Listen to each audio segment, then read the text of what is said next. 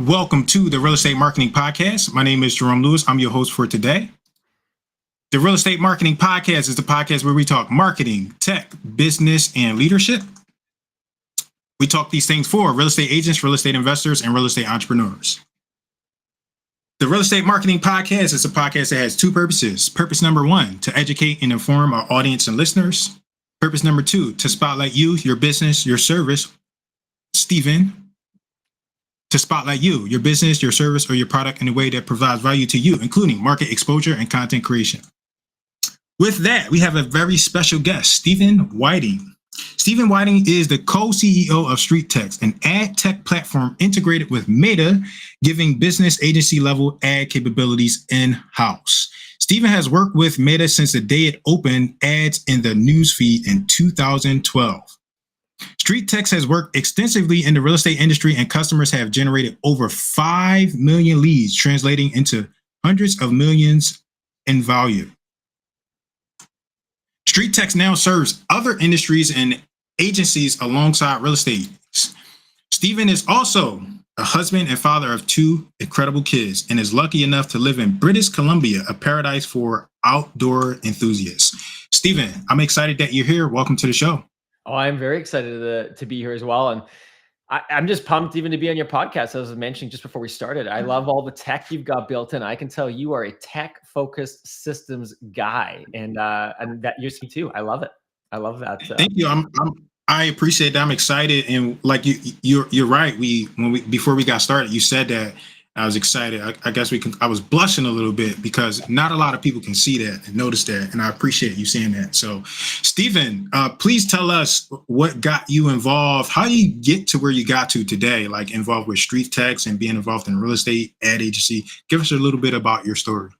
Sure. Yeah. A quick background. So, years and years ago, I mean, even prior to 2012. I did sell real estate and sort of through 2008, 2009, 2007. And during that market, I had an incredible business partner. And this was early days before there was smartphones, like before there was an Apple store, before all that kind of stuff. We would be showing houses, and we would leave a listing. And if you wanted to know what the price was of the listing across the street, you actually had to go back to the office to find out. Isn't that crazy? Like, if you think about it. It is crazy. I can't even imagine. Not long ago, but a lot has happened. And so my business partner, or my colleague in real estate at the time, she said, "Oh, wouldn't it be cool if you could text a number to a number somehow on a for sale sign, and the number could come back on your phone, and then we could just know what that was. We don't have to phone the listing agent, or our clients could do it." And so anyways, that actually what was created initially the name StreetText. And so StreetText became this texting tool in Canada, which still exists today. I mean, you'll see services out there. You'll probably see some sign writers that have a short code number that you can text. But that was a nice to have product, not really a must have product. And so for the listeners here, I mean, what I mean by that is real estate agents at the time, they liked it, but it was just a part of their marketing. It wasn't necessarily going to drive their decision. It wasn't what they were super focused on. And it was also a pretty technically a hurdle to teach people how to use the technology, get signs printed and made and put up on their signs. Lots of challenges. But some of our real estate clients said to us at that time, we love the fact that the sign writers generate leads. I just wish it could generate more leads. And so we spent some time thinking about that question. And that was early days where Facebook at the time, which is obviously now Meta, but the Facebook product itself was just introducing news feed ads. And again, for most people, that's all you remember. There's always been ads in the news feed, but it wasn't always like that. It used to be that the only ads that showed up in Facebook were actually up on the top right. And there was a couple spots, and they were awkward, and they didn't really look that good. And Facebook was beginning to work with ads in the news feed. And we started testing that, and I got a great story. If we have time, I can go into how we cracked that. I do. I would love to hear that story. So let's hold that story. Okay. Because it's gonna come right after this. So, because you mentioned ads, I want to hear you answer the question: do ads work? Oh. Then I want to hear your story. Yeah. Yeah. I mean, ads are. Not everybody has to grow with ads, and I don't want to force the point that people need to rely on ads or marketing. But to me, ads is predictable revenue. Ads is a tap that you can turn on or off. It is an incredible way to scale your business. And I would say that even businesses that don't really rely on ads, they probably have they look at it, they think about it, or they need to, consider it at least.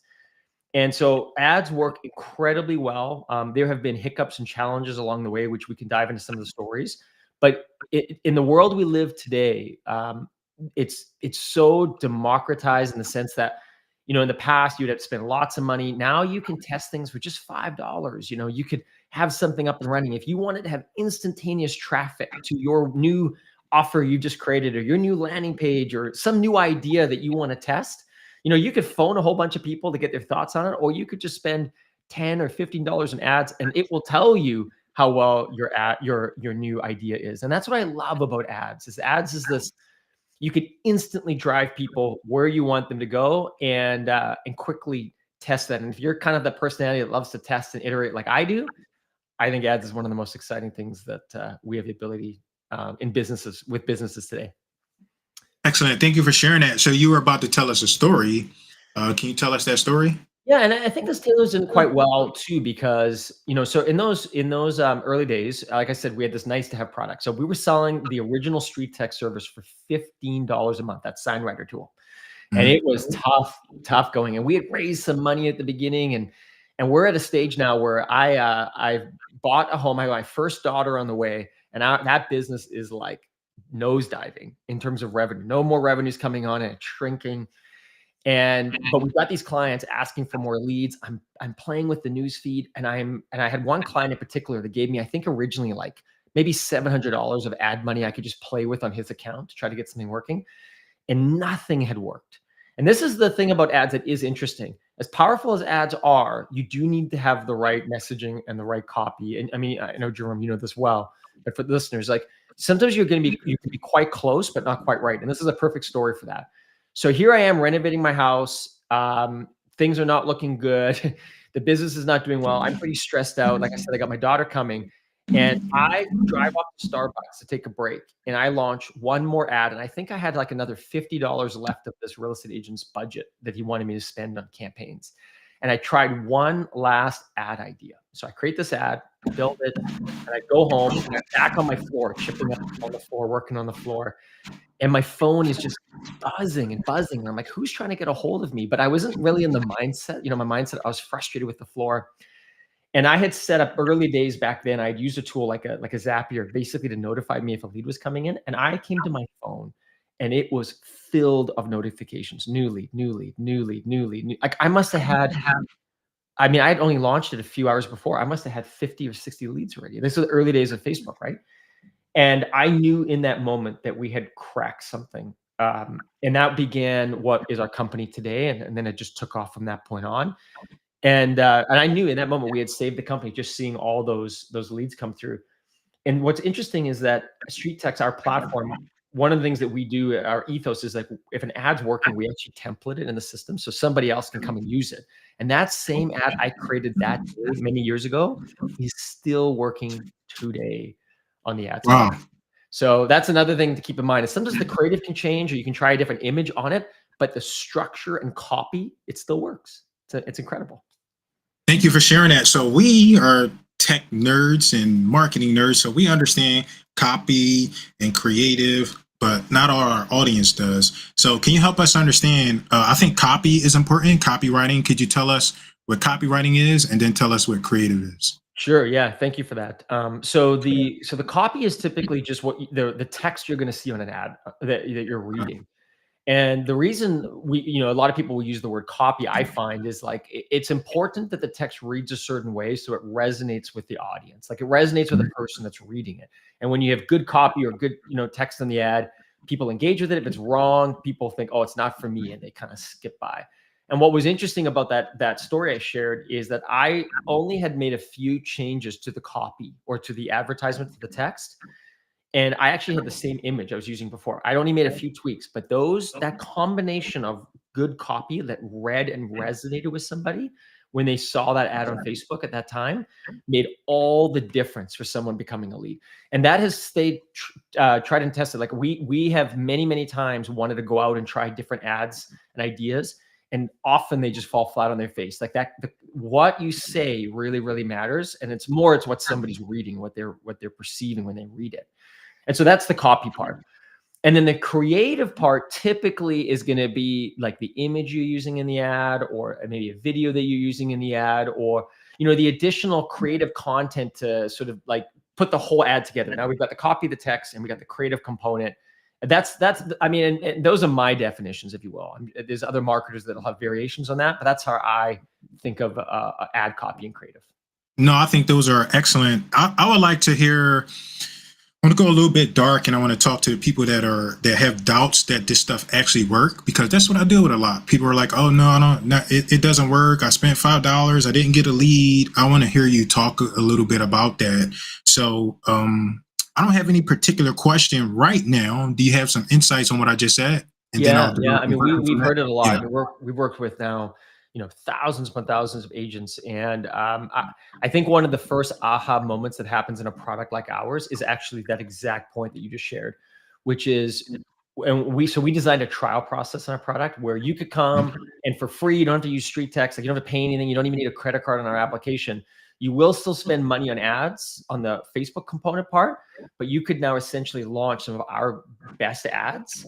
And the first thing that first aha moment is, oh my goodness, it actually works. Like you launch an ad and within 24 hours, you've got leads showing up in your system. And that's the first, I would say, aha moment that really happens for people, because now that it works, okay, well, the next thing is I need to talk to these people. The next thing is like, how am I going to incorporate this into my business, et cetera, right? All the additional things. But when I think someone discovers that or experiences sort of like that, just the same way I described, where all those notifications were showing up on my phone those many years ago, I then knew it worked, and that's that same question.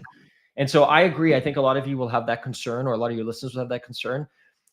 You can speak to someone like Jerome, there's others out there, or you can come to a tool like ours and try something that's already worked. That will give you the confidence to then iterate on that.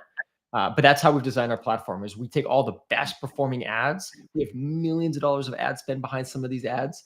And then we show you how many people have engaged with them, what the cost per lead is, everything. So if you launch it, you're probably going to get a similar result. Okay. And could you share, you mentioned millions of dollars of ad spend.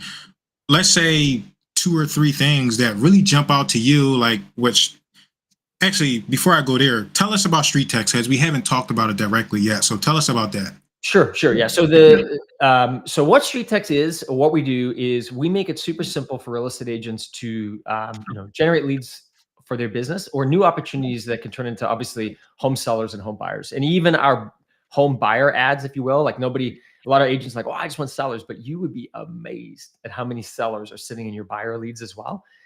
And we can talk more about that later. But the point is that we make it really, really easy. And so what I mean by that is that all those templates I was describing are available to you. So when you log into an application, you don't need to know how ads work or how Facebook works. You don't need to know about how the housing category works, or like what you can say on an ad or what you can't say on an ad. All of that we've taken care of. If things are changing on the ads manager, don't worry. Our system handles it. Any update that happens, we handle it. And so what we've really got is we've got a nice simple system that you can log in, and all you need to do is pick the templates that you like, the ads, maybe fill in a couple fields that are important to you, because we limit everything that you like. If, for instance, the copy I mentioned, we lock it down, and you can only make small changes based on what's important to you. But we know the copy works. That's why we do that. And then you just hit deploy, and that's it. And then within 24 hours, watch how the ads perform and how the leads start coming into your system. And then you have full control. I mean, you can turn them off. You can launch more. We got tools in there that do automatic split tests. I mean, there's so much built into the platform to help you become a good advertiser and marketer. But in essence, we make the kind of the A to B of, I don't know anything about ads, or maybe I've even run ads on the ads manager, but I just don't have the time to keep building out campaigns or testing stuff. Come to Street Text. It's all done for you. Then essentially much easier. Is it fair to say that your platform, because it's like, what would you say to somebody who's like, I could just go right in Facebook and try this stuff? And you totally can. But you'd be amazed at how many people used to run their own ads and now they run them on Street Text. And the reason is that a lot of the ads they were running on their own, I mean, they probably found something from a street text in the past or someone that was coaching them, and that platform and template exists in our tool. And so you can go in and try to duplicate ad set, your whatnot, but it's still time spent. And technical and And our time, and I'll just hint at some other things that are coming even in the next few weeks. But I mean, our system can essentially auto deploy ads for you. It can keep those ads. If performance is dropping, it's automatically changing them and updating them. Like you would have to, versus hiring an agency or really training yourself on this. If you just use street text, it's all done for you. So I mean, those are the reasons. But again, if you've got if you've got a lot more time than money, and this is a fair place to start, for people, by all means, learn the ads manager and run your own ads. Like that's if you're we still have to spend money on street text. And so, if you've got more time than money, go learn it. You can do it. But if you just want to focus on more the business side or, phoning up, calling leads, you don't want to spend time on the ad side, then we could be a good solution potentially. Yeah, and I want to add to what you're saying. I'm a huge advocate of go learn and implement and learn what you want to learn. But when it comes to some of the more technical stuff, especially like marketing, I highly advise that people hire professionals. And why I'm thinking about like Facebook ads, especially specific to real estate, is because what you mentioned earlier, that special housing category. Like that is a nightmare getting your accounts up and down. It's such a headache. So could you talk about that and how street text helps make it easier for people to get started? Yeah, that's actually a really good question. So for those of you that don't know or you're new to that, the housing category is a bunch of rules that came in that Facebook had to adjust to based on how they used to run ads, and they were not compliant with those rules. And so the housing category is a special class of that you have to designate when you run an ad. And if you don't designate it when you're running the ad, your ad will be disapproved. And you can only have so many disapprovals until you run into some serious account problems. But when you select it, you lose a lot of your targeting options. So you can't be as granular with the ad targeting. And you also are limited in the US, as an example, like to 50-mile radius of where you're going to be running an ad. And so for a lot of people, they say, well, I just want to focus on a specific couple zip codes, or, I don't serve this whole massive area. And so we've got a lot of tips and tricks, which we can talk about to kind of like help narrow that in and allow you to just really focus on the area that you want to work on. But more importantly than that, one of the ones I'll just share right now that's so powerful. If you took nothing away from this podcast and you're running your own ads, this little trick is unbelievably powerful. And this is a real estate only thing. It doesn't work for other businesses as much. Because of the 15-mile radius, when you're running an ad, you're typically targeting a large amount of people. Right? Sometimes you're in a small town and it's okay because it's just farmland around you and it's just a small town. It's not so bad. But in a lot of things, you're touching into other towns or you're touching into other areas, or you're in a larger area. Like think of LA and you're trying to like find like one spot, right? And you got a 15-mile radius. So one of the things that we developed in our tool is something called a 3-ad split test, and it would run contrary to traditional testing. And what I mean by that is that what a lot of marketers would tell you is you should not be running ads that essentially compete with yourself, or you should try different variations of the ad to find the one that's working. And we do all of that too. But what we found is that when you do run a 3-ad split test, so you launch the exact same ad, and our system will do it again automatically for you, but you launch 3 of them, same copy, same creative, because the area is so large, in the first 500 impressions, Facebook is doing its find the right audience. And so what you're actually split testing is not the creative, but the audience. And so in about a 24-hour period, you might find that one of your ads is generating $20 leads, one ad is maybe generating $7 leads, and another ad is generating $3 leads. But if you had never done the split test, you might have ended up with one of those 3. You don't know which one. So we've had it many times where people end up with like their $20 leads and they're like, oh, it's not working very good, or my leads are way too expensive. And we're like, did you do a split test? Did you try it? Or we go, now let's do a split test on your $20 leads. And suddenly we end up with $3 leads or $5 leads. And it's because what's happening is that we're forcing Facebook to test different audiences with the same creative and same copy. And then you pick the one that's best performing for you. And that one trick in the real estate world has saved our clients hundreds of thousands of dollars in ad spend of just because otherwise they just leave the ad running and it's maybe running at 18 or 20 bucks a lead, and it could have always have been at $5 as an example, but they wouldn't even have known. Yeah, thank you for sharing that. Could you talk about everybody? Some people, I'm going into, I like to do this thing where I go and I become the person. And I'm thinking about people like brand new, I don't know, this doesn't work, but I want to try it. So what kind of budget should I be thinking about if I want to start to run some ads, test them stuff out and see if it works? I'm hoping it's less than you think, like for people that are listening. And so we have many real estate ads that are running at $5 a day, for example. We typically won't see anything running below $3. So that's sort of we recommend people start with a budget of say at least like $9 a day on an ad initially. But again, not crazy money in the sense that we're expecting to see leads on that within the first 24 hours. So it's pretty fast turnaround with not a lot of spend.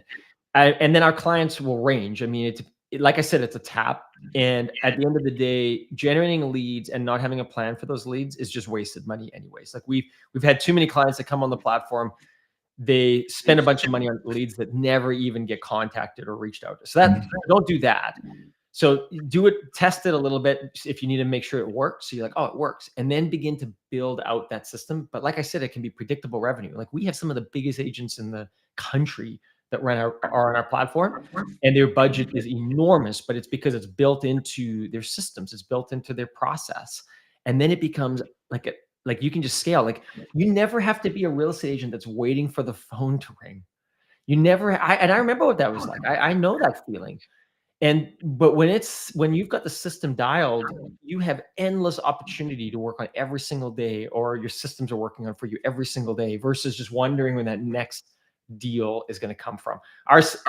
We equate like running ads for real estate a little bit like digitally door knocking. You're just knocking on doors all day long while you're sleeping, while you're working, while you're driving. You're just knocking on all these doors, and then people start raising their hands. And now you start reaching out to them and providing value, always add value, provide value. And lo and behold, all these deals start showing up that you wouldn't have otherwise had access to. I always like to think about marketing as a duplication of yourself. So could you talk about that a little bit, please? Like where you have some active prospecting methods such as door knocking and cold calling, and you can only do those by so much. But when it comes to like advertising and spending money, you can be out there almost 24/7. So I'd like to hear you talk about that and how street text helps with that. Yeah, a great analogy as well. I think a lot about the sales process when we're building ads, and you should really compare the ads channel against your other channels. So that's a great example. Like if you have the time to door knock, you can definitely door knock. But if you're hiring somebody to go out and door knock for you, you have to think about how many doors can that person really get to in a day, and how much am I paying per day?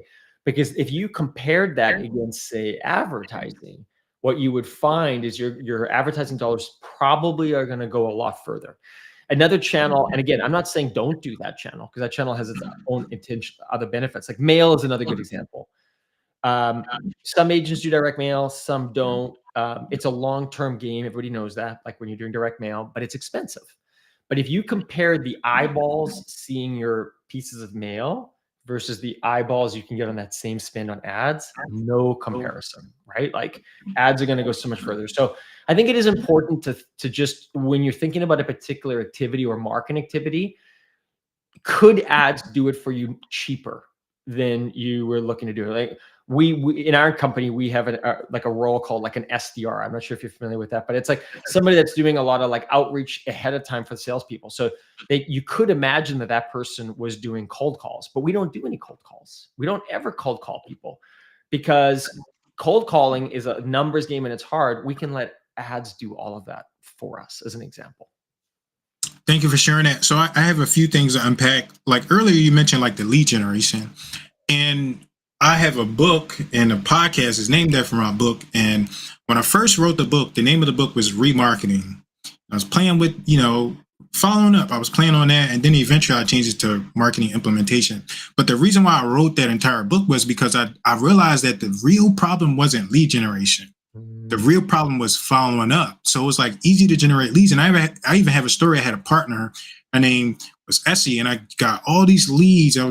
She had so many leads, and it was like she couldn't handle them. So earlier you mentioned, like, don't just turn on the faucet. You have to be able to process and handle those deals. And a little later you mentioned the sales process. So I'd like to hear your perspective on that. Like, how do we handle leads? What's too much? What are some things that we should do, etc.? Oh, that's yeah. I totally agree. Couldn't agree more. And but again, it's not rocket science, as you know. Like it can be set up, but it's important those things are set up. So just before I get into more of the sales conversion component or the tools, I do want to mention one thing too, because we totally agree with you. A big part of our application is actually ads remarketing as well. And the reason it is that to exactly what you're describing is that when a lead comes in for the first time or whatnot, they don't know who you are. Mm-hmm. But if they're seeing remarketing ads, and those ads have got maybe video content or, information about schools in the area, or maybe even restaurants you like, or things about your team or testimonials, you're now paying pennies on the dollar to essentially nurture this lead with ads as well. So that's also an important strategy, which I didn't talk about earlier, but yeah, let's help us understand what is remarketing, because we're saying it, we kind of know what that is, but what does that mean to our audience? Remarketing, and also inside of the book, I've talked a lot about retargeting. So these aren't phrases that most people know, and I would like you to share with us what they mean. Yeah, and actually, what I was just referring to there is typically called retargeting. We call it remarketing just because we're putting our own little thing on it, but really it's retargeting. And to Jerome's point, what that essentially means is if you've ever gone and shopped for a pair of shoes or something online on Amazon and you didn't buy it, and then you hop onto Facebook and lo and behold, the shoes that you were just looking at seem to be staring right in your face on the news feed, right? Or maybe you'll go to another website and there's another thing about the shoes. Like that's remarketing or retargeting in more the retargeting way. And that's just basically the ability to, like, people, advertisers, once you have who the person is and you have some intent, you can now continually market to that person with other ads. And it's a very, very effective strategy, as you know, especially when it comes to e-commerce or online sales, etc. We do the same thing with real estate, but we treat it slightly different because we know that a real estate lead, some of them are going to convert in like 7 days, but maybe it's like a distress sale or something that has to happen right now. But a lot of the leads that you're going to generate are going to be 3 months out, 6 months out, sometimes even longer. And so our purpose of the retargeting or remarketing ads is now to make sure that they do not forget who you are. You already have the lead, so you don't have to spend much money to stay in front of them. You can spend pennies on the dollar to be in front of them, but don't just stay in front of them like by with anything. Like, you could educate them. You can Jerome, you've got some incredible video content. You're a great example of this, where if a lead comes into your world, from that point on, as far as they're concerned, you're omnipresent. Like, they see you everywhere. And that's what we try to help with our clients. It's like, once a lead comes in, whether they come on your website or through our street tech system or whatever else, or through an open house that then you add into your database that connects into our program, we want to make sure that then they see your content everywhere. And so we have a whole bunch of stuff on our remarketing platform. We even have ad bundles. We rotate ads. We talk more about that later. But so that I hope that answers the first part of your question. It does. We really, really believe in that too. I think remarketing for your book, and I know you changed the name, but that's a good concept, because I even have said to people, what you should almost have is remarketing even before lead gen, because remarketing is like the net. So when you catch a lead, you're now staying in front of them. So many agents catch leads that just go to die, if you will. Like, nobody calls them. You have no automated system in place to stay in front of them. And so lo and behold, the lead works with somebody else, because that's as far as it went with you. But you paid this money. You paid all this money to get this lead, and it's this opportunity, right? So then I would say post that, then there's all sorts of great tools and systems. And so I'll pick a few. Not every agent uses the same ones, but everything from how your CRM is set up. I'd say a lot of our clients use tools like Follow Up Boss or Lofty or KV Core to manage a lot of the automation. We have big, powerful integrations with Follow Up Boss, as an example, where we sync the database 24/7. So any lead that's going in there is also automatically synced to any ads you got running on Street Text. Like, it's really cool the way it works. So you got CRM, and then there'll be additional tools that some people will add on, like automatic like there's a bunch of tools like Real Scout or Agent Fire or HomeBot as examples that they just help nurture the leads even further. But you don't need all those. But I would say that you need to have, everybody has a little bit of a different process, but they're somewhat similar. But you need to have some way of taking a lead from, I've generated this lead on Facebook. I have some automatic emails and text messages going out. I've got some remarketing ads going out. And I have some way of following up or staying in front of this lead on an ongoing basis. If you have that in place, you're 90% of the way there. And then you just need to make sure that you or your team members or somebody's checking in and calling or engaging those leads, getting those touch points up on an ongoing basis. Thank you for sharing that. It's so important that we follow up. The lead generation, I'm not going to say it's easy, but that's one of the simplest parts. And then we got to follow up. I had a colleague, and I would always tell him, you got to follow up. Like, not everybody's ready right away. They say it's only about 1 to 3% of people are ready to do anything. So imagine what that's like when it's time to buy a house. It's probably even lower than that. So I always encourage people to make sure they follow up, and you get a lot of deals from the follow up. Agreed. Millions of leads. Can you share some insights, some things that you learned in cultivating millions of leads?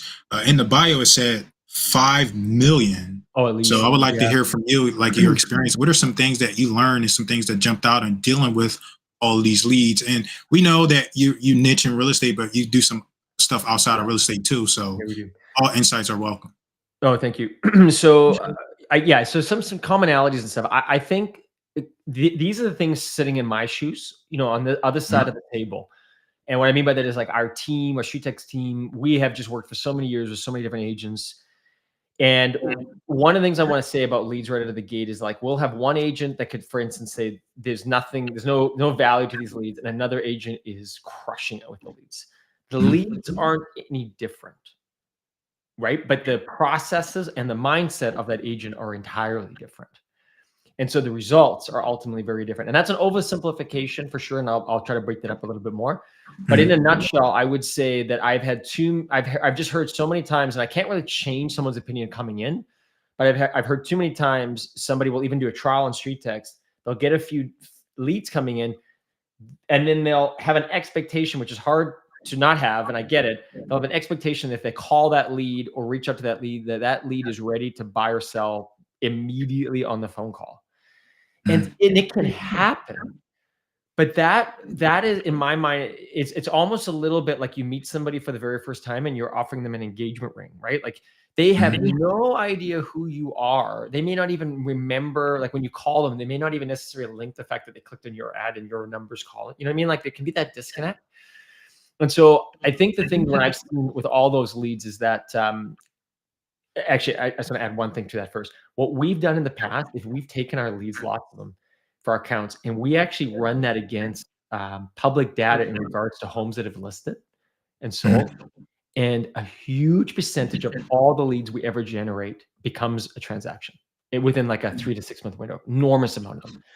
The problem for a lot of agents is they didn't transact with them. Even though that person had the lead, they didn't transact with them.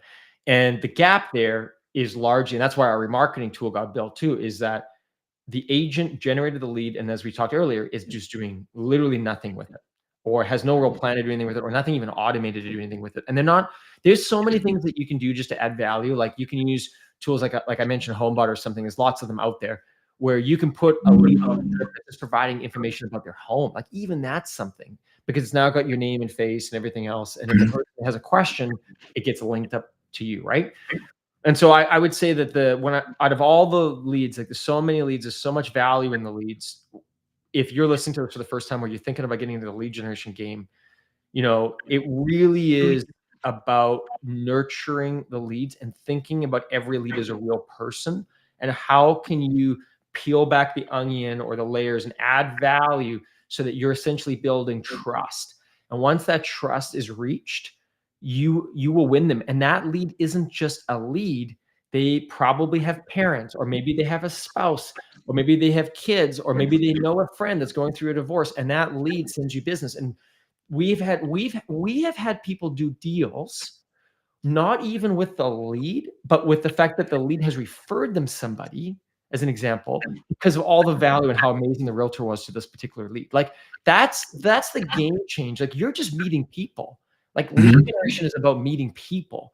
And when you're meeting people and you're adding value, it's like an unlimited opportunity if that's framed in that mindset. Does that make sense? It does make sense. And you like stole my thoughts because I was gonna give a tip and you took the tip from me, but my tip was gonna be like, these aren't just leads. And I even say like almost those exact words in my book. These aren't just leads. They have family and friends. They're people. And not only that, but they have other people they may refer you to that we never even think about.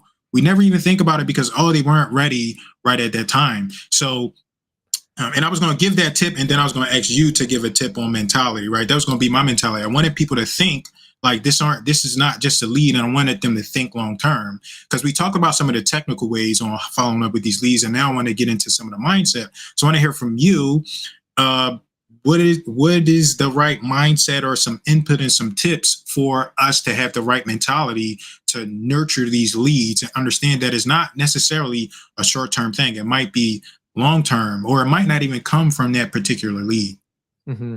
Well, so one thing for sure on that is just thinking past the lead itself. And you made a great point. We've even had agents that have said to us, "Oh, this lead's not ready. They said they're not ready to buy. I just want to delete them out of my database." And I was like, "Oh, like you can, but you don't know when that is." And they're saying that today. But more importantly than that, you don't know who that person knows. And if you keep adding value, and then I think people think to themselves, "Well, how am I going to add value?" Oh, there's so many. So what we can talk about that, like there's so many ways to add value. And one of them is through remarketing. And here's another example of where agents crush it. I know you had shared a stage, I believe in your bio, you've done a whole bunch of stuff with Krista Mashore. Well, she has used our platform a lot in the past as well. And one of the things that she does so well, and and agents can do this so well, is that if you are educating and remarketing to people, by the time she walks into a listing presentation, she's already won the listing. And the reason she's won the listing is because people feel like she's a celebrity before she even gets there. And our agents do the exact same thing, where if you've got remarketing content, you've got great content. You're a great example of this, is that, again, when that first lead comes in and you're remarketing to them, when somebody sees you in a Starbucks or a Lowe's or some place, they're like, "Wow, I feel like I know Jerome." You don't even know who they are, but they feel like they know you because they see your content and they listen to your stuff. And so if you think about going into a listing presentation and you're the listing agent and there's some other agents that show up, who do you think they just have the subconscious desire to work with? You're the person that the highest trust with. You're the person that they know the most, even though they've never actually known you or met you yet. And that's the power again. So if you can get that mindset for people, like put that marketing hat on, put your marketing hat on, Relis. I'm not just a real estate agent. I'm a marketing guru.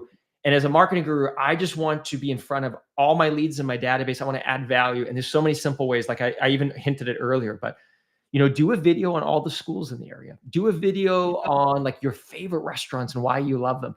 Do all these little things. And then of course you can do the more common stuff, like the pros and cons to, buying a home in this market, or the market updates, or the tips you need to know if you're selling, and do all that stuff too. That's good. And we actually have a lot of that content pre-made to help you.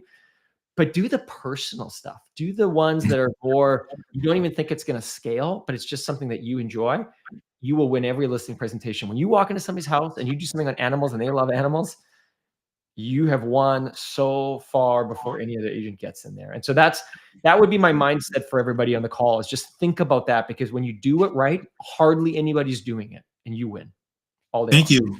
I appreciate that. And then you went to, I was going to talk about, so they make fun of us as agents for putting our pictures on our business cards, but it works, right? It builds in familiarity.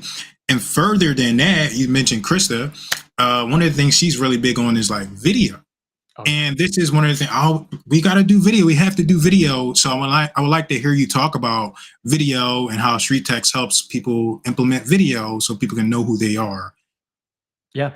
So we've got a whole bunch of ads templates that are designed around video. So again, if you're going to launch a video ad, we have templates that'll typically work quite well for it. So you just upload the video and then off it goes. We don't create any of the video creative assets for you, but I 1000% agree with you. it should be used. And here's a bit of an anomaly, though. It's not always to be true, but it actually seems to be still quite true. Is that we rely more, what we found is that static image ads or sometimes dynamic image ads work quite well on the lead generation side. Right. Video works a little bit less good on the lead generation side overall. It doesn't not work, but video plays a little bit different, and it's more of like an educational thing. So where we find video incredibly powerful is once you've generated this lead. So an example is they maybe come in on a list of homes that you're offering or something, and the lead's in, they're interested. It's now you can show all this video content to them. And so I hope this ties into your question. Like, we make it really simple to deploy the ad with video. We also can turn your Facebook posts that you've ever created in the past, if they had high engagement, they can automatically become ads, which is a crazy strategy. And you can actually rotate those videos. So maybe I should just make this one comment just on the platform, because this is where people can go wrong as well. People get excited about video content and they get excited about remarketing. And then they start creating all these remarketing ads. But then they realize really quickly on Facebook, if I've created 15 remarketing ads and I'm so excited to run them, and I've put them all, let's say $10 a day, I'm now spending, $150 a day on these ads. Oh, I can't do that. Okay, I'll dial them down to say $1 a day. But I'm still spending $15 a day, and I've got these 15 pieces of content, but I really want people to see this content. So we solved that using a tool called ad bundles. And so how ad bundles work is you can take those 15 pieces of content, put them in an ad bundle in our platform. And then what our system does is it rotates those ads based on the audiences that you select. And so that's become a game changer for people too, because now in the case I'm spending $1 a day, but I still have my 15 ads, but they're rotating. So the engagement's high, the frequency is good. People aren't getting, there's no ad fatigue. It's perfect. It's rotating nicely. And then what you can also do is you can look at your 15 pieces of content and you can see how each one's performing. So you can pull one out or maybe add another one in, and you can actually build those ad bundles around like sellers, buyers, maybe you got a for sale by owner strategy. So anyways, I would say that's a really good technique if you're doing remarketing, but you want to keep your budget tight, and you can just have endless content being added to them. Thank you. Thank you for sharing that. Stephen, could you tell us about Street Text one more time? How we can access and Yeah. Well, one other thing I would mention that I've never mentioned anywhere before, and this will be the first one for those that maybe listen to this, because hopefully you'll see it by the time it's out. But if you don't, I don't want you to miss it. We have some really cool, we have a really cool new, what we call our light plan, or a different plan, that is still incredibly powerful, but it's very cost effective. And so if you don't see that available in our system, you can email me, Stephen with a PH at streettext.com, if you're curious about that. So Stephen at Street Text. But if you wanted to learn more about Street Text, you can come to our product. We have a trial that you can demo. It says 7 days on it, but you can try it longer. We want to make sure it's working for you. And then you can become a user of the platform if you so choose. Hopefully that answers that. It does. Stephen, how can we learn more about you online, personally? Yeah, Amy, if you want to learn more about me, I spend a lot of time on Facebook. I'm an introvert as well. I think you mentioned that in your bio. Yeah. So everything that I create publicly is always effort is required. So I have huge respect for introverts. But you can definitely find me online. I'm not as I don't post all the time, but connect with me. I'd love to message with you, stay engaged, and I do post the odd thing as well. Okay. Stephen, if you could give the audience 3 books to read, 3 book recommendations, what would they be and why? Oh, okay. So a great book that I would recommend for real estate agents is, a good friend of mine is a guy named Dan Martell, and he wrote a book called Buy Back Your Time. And I've done all sorts of coaching with Dan. We've been part of some of his. Anyways, I've had access to a lot of different founders, and it is amazing how long it took me to fully realize what the buy back your time concept really means. And so one of the best productivity hacks I have today is I have this incredible EA that runs my email and a whole bunch of other things. And so I would say that's a great read, because it'll really get you just thinking about where can I buy back my time overall. And as you're starting to scale, not from day one, but as you start to scale, you do need to think about how to kind of offload tasks and really buy that time back. That's a great one.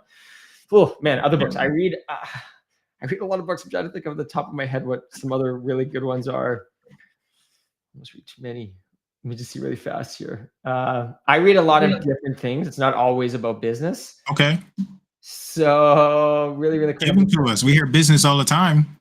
Yeah. Okay. Well, one I've just been reading recently, which has been scaring me, is a book called Outlive by Peter Attia. But I don't know if I fully. It's a really good one on health and like the longevity of living longer. That was what I was just recently reading. But I'm trying to think of some other ones. Like they've just been really, really stand out to me. Oh man, there's so many. You know, I Think and Grow Rich is obviously a classic. Okay. Atomic Habits by James Clear is obviously another great book. Okay. Yeah. You're taking care of us. Ones I'll mention for now. If you could close us out with one word, no explanation, what word would that be, Stephen? Ooh, one word. Innovation. Word. Innovation. All right. Stephen, this has been excellent. I appreciate your time. Thank you so much for today. This was one of my more exciting episodes, so I appreciate you. Oh, you're welcome. Thank you, Jerome. Thank you. Appreciate the kind words.